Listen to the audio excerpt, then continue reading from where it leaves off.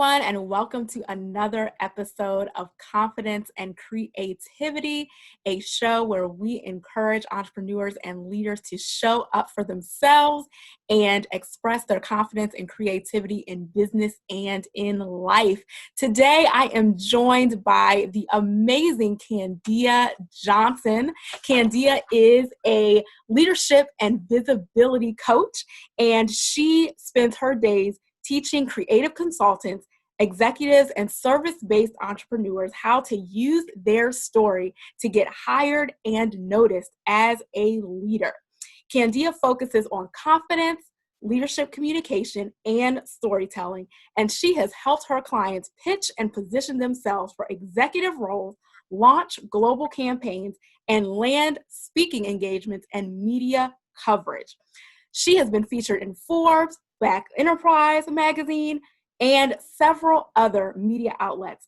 Kandia has delivered presentations locally and internationally. She has spoken all over the world, and she has worked with major brands such as South by Southwest, Harvard University Business School, Williams Sonoma, the James Beard Foundation, and the list goes on and on.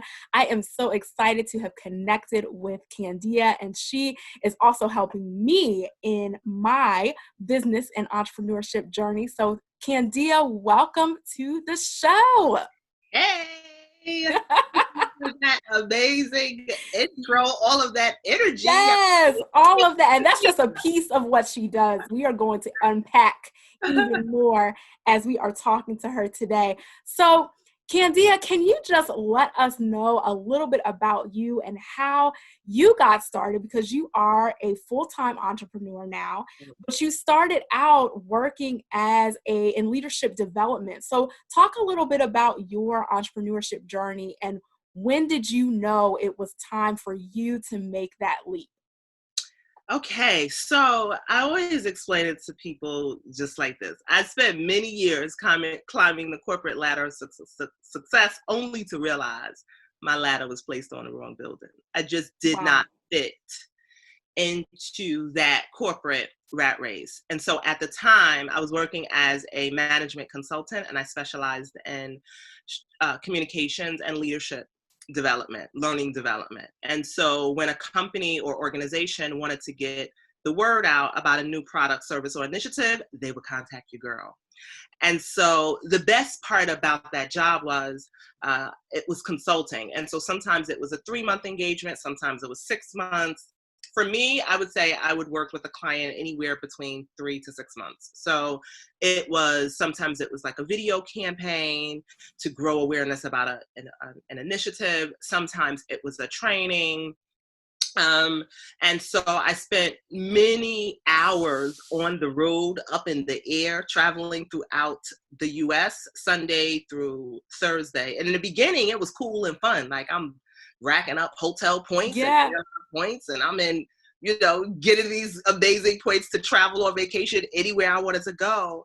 But coupled with the fact that I felt extremely unfulfilled, I just didn't fit in that environment. I didn't see women who looked like me, Black women. I didn't really see a lot of Black men in kind of like executive or leadership roles. So I didn't I just didn't fit in, right? And so I would say there were several events that led up to me finally taking the leap, but I was unfulfilled and unhappy for several years before I finally decided, like, okay, let me try something else. Wow. Entrepreneurship was on my radar, but I really thought once I took the leap, I would just take short-term contracts. Like I would use, recruiting firms and stuff like that and take short-term contracts. Mm-hmm. But then, business started to dry up, and I realized that I couldn't rely on that as a sole source. And I needed to start putting myself out there. I had spent so many years trying to grow my network within these management consulting firms that I didn't have any network outside of work. Oh, wow. So Twitter was the first place that I hated on social media, but I knew I needed to get on it. And really, once I started to engage with people on Twitter, I landed opportunities to write articles and things of that sort. And that really helped me get my start in growing awareness about helping other people become leaders. And also then shortly after that, I wound up doing corporate trainings and things of that sort. And so it's been a long road. Please, this is just like the Cliff Notes. Okay, Yeah. let me tell y'all, this is like the Cliff Notes. Okay, you talk about taking a leap. It's a whole lot of things that go down in between that leap. So Yes. it's really not an easy road, but I am fulfilled and happy with where I am in my life. I really and Yes. truly. No, that's excellent. So can you talk about that Twitter story a little bit? I have a little more inside information on that, but I love it. So for those who do not know your Twitter story, what happened? How did that help propel your business? So I knew, like I said, I wanted to connect. I was in this kind of contracting world, right? And I knew I needed to meet other people like me, right? I don't come from a family of entrepreneurs. I didn't really know. I think I dated one guy, he was an entrepreneur, but I didn't really know anyone who delved into the world of entrepreneurship. So I used Twitter to meet, other people who were entrepreneurs as well in the Awesome. communication and public relations space specifically. And I was on Twitter one day and I seen an editor from Black Enterprise tweeting the need for writers. And so I was like, oh, okay, let me try this. But I thought like I would just write one article and then that would be it. Yeah. And so I pitched her. I'd never pitched anyone before. Wow. I think I pitched a travel blog before because I used to travel a lot, but I'd never pitched like a major publication. Yeah. And so I pitched her a whole series that I would do on Black women who were making a profit while, leading these purposeful type businesses. And she loved it. And she's like, okay, I want you to do a feature on all three of these people. And I was like, wow. oh, wait a minute, I didn't even reach out to them. I just kind of like included their names. Right. And then it was like New Year's Eve. Wait, no, it was around Christmas Eve. So I was like, these people are not going to respond to me because it was right before the new year. Yeah. And one of them was Lovey Ajayi, right? Nice. So, yeah. And yes. she immediately hit me back. Like, I'll do it. I was like, yes. Wow. The other one was Zim. She's the founder of Travel Noir. Awesome. So I had been following them and I was just loving, their voice online. Yeah. And so from that series, Black Enterprise came back. The editor said, okay, hey, why don't you just make this your thing? And it was called The Power Women of the Diaspora. That was kind of like the column that I had. And this amazing opportunity to start interviewing women who were making a profit while leading these purposeful businesses around the world kind of fell into my lap. And it was an amazing opportunity for me not to only meet other amazing women, women of color primarily, but then came the speaking engagements. I landed my first international speaking gig primarily because I met a woman I interviewed and we went out to dinner one day and she was like, hey, I'm having this conference and you should come. And I was like, wow. Okay. And it's in Nigeria. I'm like, oh, okay. So all these amazing opportunities came about for me to establish myself. But on top of that, so Black Enterprise would share these articles and it was mainly about women, career changers and women who became frustrated by something that they experienced and now they turn that into a business or something. And I kept seeing the comments and other Black women were really, really inspired that people found the courage to kind of go against what their parents told them to do. Yeah. And so that inspired me to create more of those types of stories. And I've been doing that ever since. It's been probably 5 years now. Wow, that is amazing. That is such a great story. And for those of you who are listening and might be like, oh my goodness, I don't know how I feel about social media, there's definitely value in connecting in that way. And I think just learning to use it to your advantage because, there's pros and cons to everything, right? Everything can be beneficial or it can be damaging depending on how you use it. So I really love your story that shows the power of using social media to your benefit. So Kandia, talk a little bit about one thing I really enjoy learning from you is really just your philosophy on mindset and getting your mind together, right? So what was that journey like for you? Like when you were in corporate, did you see a mindset shift for yourself from when you were in your full time to when you were an entrepreneur, and kind of what was that mental journey like, and what helped you to build your success? So I would say I'm still building kind of like that mindset shift even now, right? I probably study things about my brain and check myself like, Yeah. can you put your mind all the way together? I do that every single day. So for me, I actually, when I left corporate, it was more so I just felt a hole in my chest. I felt unfulfilled. I felt like I didn't fit in. I Yeah. felt like I had did everything that my parents told me to do, and it didn't equate to happiness for me. Right. And so when I left, I finally, because for a while I kind of like traveled. Like I went to, I went somewhere in Mexico, so I was kind of like traveling around. And Nice. I would say that over time, I started to realize that it was really, at first you think like, oh, I need a pretty website. Oh, I need the colors to go along with the brand. And then you get all those things, and then you're like, but it's something else that's keeping you stuck. It's Yes. something else, right? And for me, I learned it was my thoughts, that it wasn't the skill that was holding me back. It was the mindset, right? And, I always ask people this: when did you first hear you don't have to believe everything you think? Many of us didn't hear that till the gram came about. Right. So it was like something cool to post on Instagram. Right. But as kids, we were taught to, use your brain and you got this. But no one really taught us that just because we think it doesn't mean it's true. That's good. And so for me, I really just started to read up a lot on mindset. And then as I started to do corporate workshops, I started pitching myself to, I needed a stable income, stable revenue, right? And so I started pitching different companies to do workshops. And before I would start the workshop, I would give people the opportunity to write anonymously on a card something that they were struggling with when it comes to leading a team or having confident conversations or pitching their ideas to a leadership team. Tell me secretly first, before I delve into this, what are you struggling with? Yeah. And it always, time and time again, what if people don't like me? What if I say the wrong thing? I don't think I'm qualified enough to think. So I started to see a recurring theme where it was the mindset. It was the thoughts that people were struggling with. And that's when I started to kind of expand into not only making sure that people had the skills to position and pitch themselves as leaders, but that they also had the mindset, and that they also, understood how to reframe their thoughts. Yeah. And shift perspective and understand that you didn't have to believe everything you think, but here's how to do it.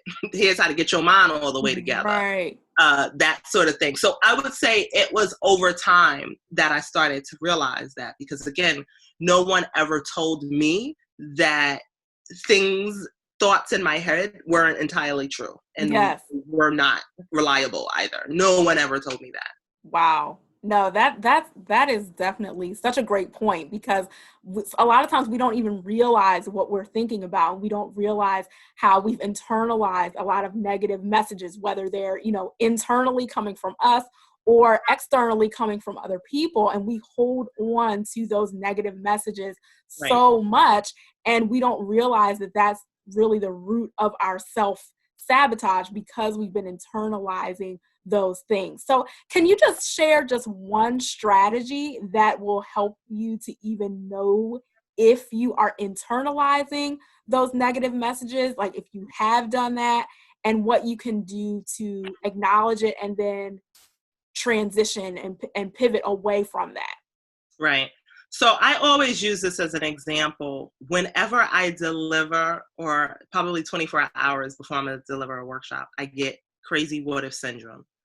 What if people don't like me? What if my slides don't display? What if, I forget my lines? Like, what if?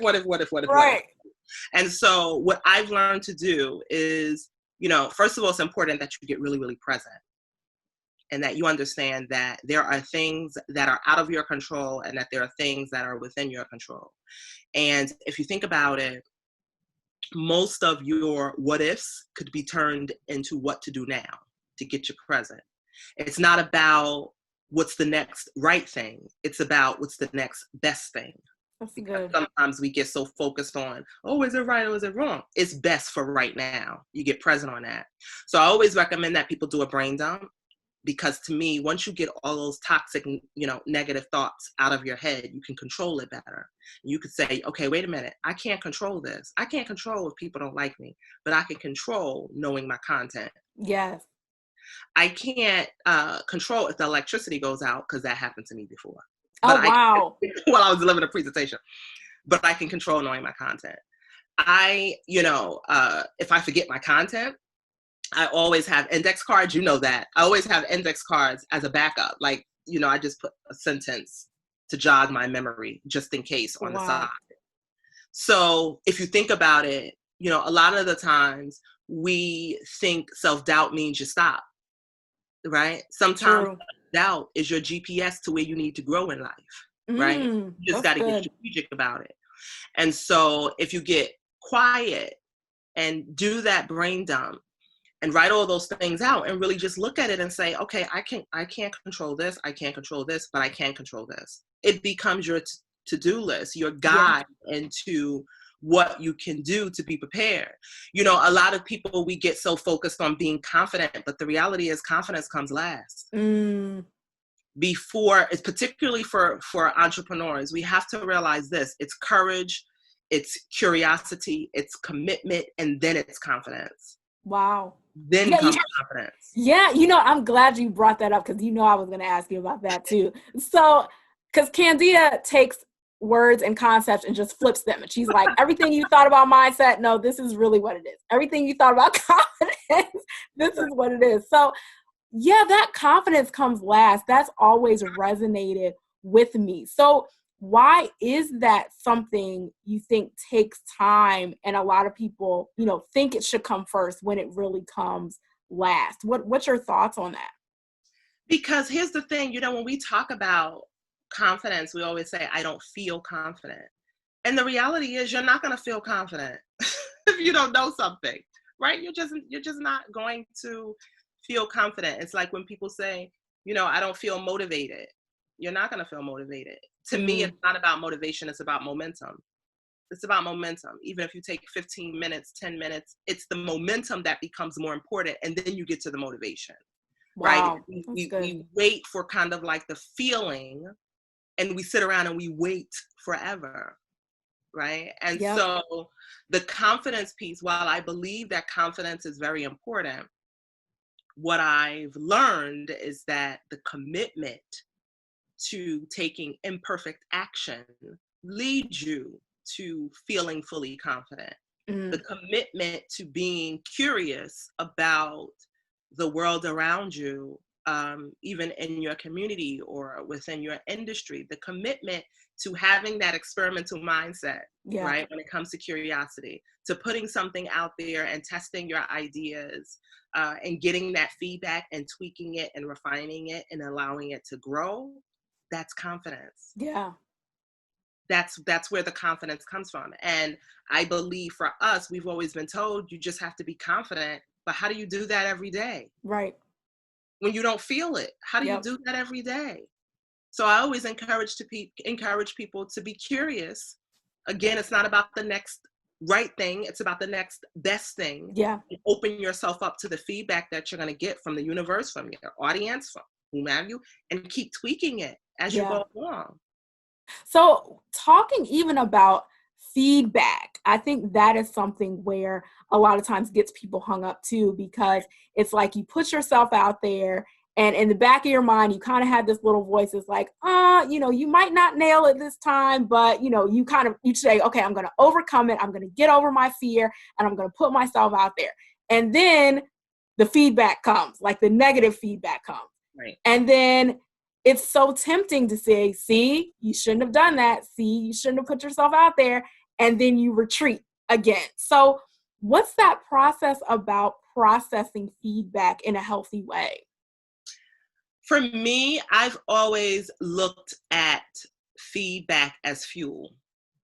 Feedback is fuel for your next level of success. You can't get to that next level without fuel. Yeah. Even if you look at, many of us who are watching this, we either have an iPhone or we have an Android. The Android ain't the same Android you had 5 years ago, neither is the iPhone. And they're forever pushing updates. Why do you think they're pushing those updates? They're pushing those updates because they have feedback. They're looking at analytics, right? If you look at even how we use Instagram and you see some of the new features that they have, it's simply because they're gathering feedback from an algorithm or artificial intelligence that's telling them when people scroll, they do this, right? When they look at a picture, they do this. And next thing you know, you got to update. That's true. One application. And so we forget that we are force fed these updates and downloads, and it's the same kind of formula that you need to use for your life. Even if you don't want to be an entrepreneur, even if you are, you're an aspiring CEO in a workplace, you need that feedback to get you to that next level. And so again, I think it's because for most of us, even when we're in school, we're not really at such a point, we're not encouraged to be curious. Because if we were open to being curious and testing and trying things, many of us would be a little bit more comfortable with even probably demanding feedback. Like, if you tell me, how was this? Like, what should I do to improve? That sort of thing. We will be open to that, but we're not really taught that. Yeah. In school, right? And we get in the working world or become entrepreneurs and we're like, feedback, right? No, that's true. I was actually thinking about that earlier today and just thinking about even my own process and saying, okay, where did I learn that feedback was a bad thing? And I really realized when, you're writing papers and submitting assignments for school, it's you have one time to turn it in and you either nail it or you don't. And if you don't nail it, there's no coaching. There's no like, hey, let's get it right. Maybe if you fail completely and you have a compassionate professor or teacher, they might do that. But most of the time, you turn it in one time, it's pass or fail or grade, the grade you want or not the grade you want. And that's it. Like, you don't really get a do-over necessarily. And so I realized for me, that mentality really transitioned with me throughout adulthood. And I just think, okay, you only have one time. And if you don't hit, every single mark or every single thing, you might as well just not keep going and just give up. Because for me, that's my experimental mindset for me is so important, right? Even with my workshops, one of the things, the habits that I've gotten into is actually jumping on the phone with a client who hired me to deliver a talk or a workshop and asking, kind of talking them through some feedback and things of that sort. So when I look at my business model, one of the main shifts that I made was simply from having these open discussions and people feeling comfortable to say, hey, why don't you do it this way? That sort of thing. And I've been able to grow from that. And even, it's funny, when I worked in corporate America, one of my former managers told me I lacked empathy. And I was like, I know, could you believe it? No. I was like, empathy, what's that? I ain't have to take that in school. Like, I'm good. These people need to, because I was leading a team. And I'd never really heard of that. So now looking back, I think it's funny. Shout out to Christine. That's my former manager. I still call her my manager sometimes. But I think it's hysterical because empathy is the reason why I'm here today, right? Wow. Is being able to connect with clients. People always comment on my energy. Like, that's empathy at its finest. And had I taken that personal, well, I did at first, don't get it twisted, okay? It took me a couple of days, and I came back to her and said, how can I do the empathy thing? But at the beginning, I was like, what's that? It wasn't on no syllabus, no college course, whatever. But now it's such a beautiful thing because I feel like it's allowed me to, create programs and deliver talks because I have that empathy kind of space now. I try to lead with that as much as possible. Wow. And if you had never asked for that feedback or even received that feedback, then that might be a skill that maybe you had not been able to develop. So, Yeah, I sort of been walking around like a know-it-all, like whatever, just get the work done. Because I'm very like, just get my work done. I don't Yeah. care about all these things that you got to do Right. in your personal life. Right. Down, give me my work. I used to Right. be very much so like that. I still am a little bit, but I'm very much more open Yeah. to being empathetic and seeing things from another person's perspective and things of that. Right.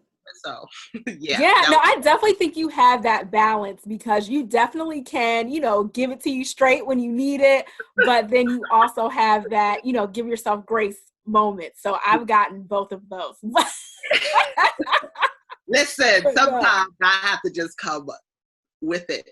Yes. No, it's good. You definitely need both. You definitely need both. Right. So one other thing that I want to ask you about is the process of owning your story and really identifying what that is and using it to your advantage, because I know that is really your story, is how you used your experiences and your journey to really, you learned how to package it and you learned how to use your skills in a way that got you to where you wanted to go. So what is your advice for people who feel like maybe they don't have a story? Because there are some people who, they might not work for, a Fortune 500 company, or they might not have had, this story of, I went from here and I went and I did this. Like they might not feel like they had that moment that they can talk about because they're just like, yeah, I'm just kind of living life. I don't know what those moments are for me. So what is your advice to help someone actually craft their story? Right. So one of the biggest misconceptions that we have is that your story has to be this like fluffy or, nice feeling, fuzzy, this is my passion type story to stand out. Yeah. And a lot of the time, sometimes your passion is that thing that pisses you the hell off. Sorry. Seriously, sometimes your story is the thing that frustrates you. Sometimes your story is that thing that you keep experiencing where people are overlooking something or people are underestimating a certain group of people, or you just know that it could be done better, right?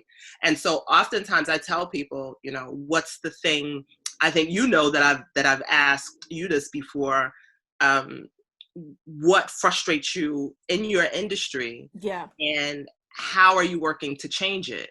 That's your story. That's your story. What frustrates you, right?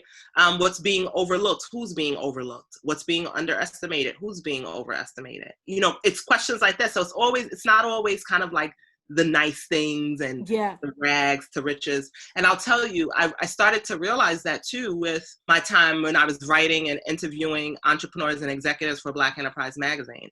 When I'm reviewing these pitches, you typically have about 3 to 5 seconds to get someone's attention, right? Yep.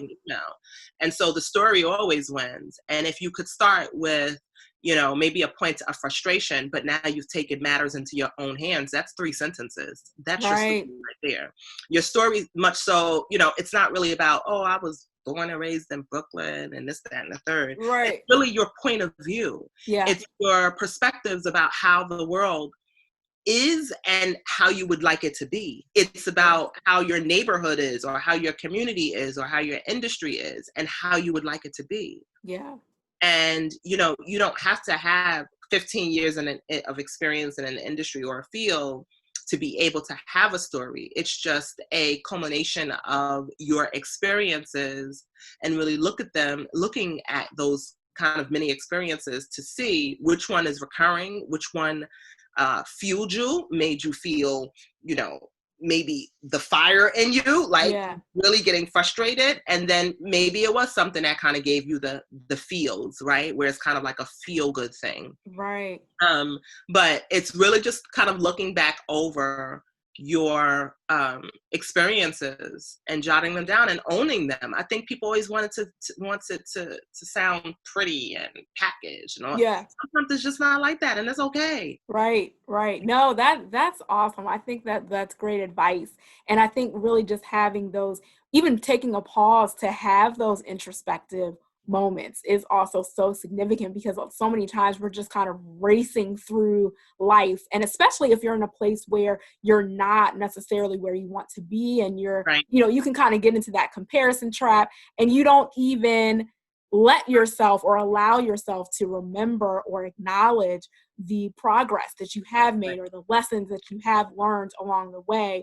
Even as you were saying, in a frustrating season, you can, if you take those moments and learn from them and really process through it, you Right. can see, kind of where the dots connect, as opposed to, just being in this constant perpetual, oh, I hate this, oh, I hate that. If you stay in that place, you just don't get to acknowledge the lesson. And so you don't get the positivity that can come from it, and it kind of keeps you in that stuck place. Yeah, and I would say too, particularly, when we talk about our story, it's your internal and your external story. It's really also observing the conversation that you have with yourself over time. Yeah. And so if you've been struggling to gain momentum on executing on a goal, chances are it's because of a thought. It's a thought True. that's holding you back. And so I'm a proponent of these kind of brain dumps. I talk about them Yeah. I'm a proponent of these brain dumps, because just like you have to go back and look at your external accomplishments or your external mistakes, you also need to go back and look at the reoccurring thoughts and the stories that you're telling yourself. Because if you are not at a place where you'd like to be, chances are it's because of that thought, which creates that feeling that, you may not be enough, or, you're just not qualified enough. And that's why you are struggling to get to that next level. So Yeah. as you're cultivating kind of like the external story, you also have to look at your internal story, right? I think it's Eckhart Tolle. He says, once you get the inside right, the outside falls into place. I totally believe that. The outside for me didn't fall into place until I was able to own my internal story and own my BS. AKA your belief system. Your belief system is your lies and excuses that you tell yourself for why something can't happen. Wow. It's the outdated habits. It's the outdated beliefs that were handed down to you from your parents or your caretakers. You have to get that out into your head and say to yourself, how is this serving me? If it's not serving you, you have to learn how to reframe it and let it go, so you can, go into those uncharted waters and take some risk or new direction in your life. Wow. That's perfect. I can't even couldn't have said that better. That is such great advice. Such great advice. Thank you.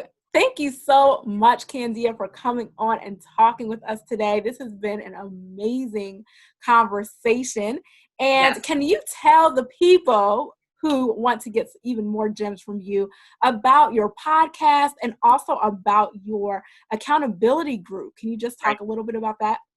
Sure. So my podcast is Candid Conversations. That's my latest baby. Check it out. Show me some love. And I talk about everything mindset and method to get you to stepping into the next best version of yourself.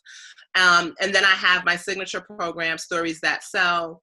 And from Stories That Sell, typically my clients roll into She Deserves More, which is my coaching and accountability group. And so everyone in that group has a goal. We execute on that goal. For my particular group members, they're looking to gain more visibility within their respective industries so they can be known as an expert.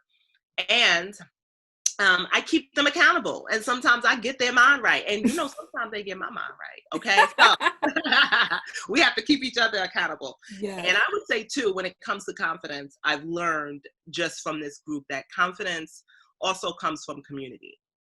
And sometimes, particularly when it comes, for Black women, representation matters. And with everything going on in the world today, sometimes you need that space to be heard and to share the experiences that are happening, you're faced with in the world, and how that's affecting kind of your ability to show up, like you the whole kind of theme of the show, Yes. to show up for yourself. And so if you're struggling with confidence, I would say too, your community is going to be key. Surrounding yourself with people who can allow you a safe space to vent and connect and support you through those moments is going to be key to your level up as well.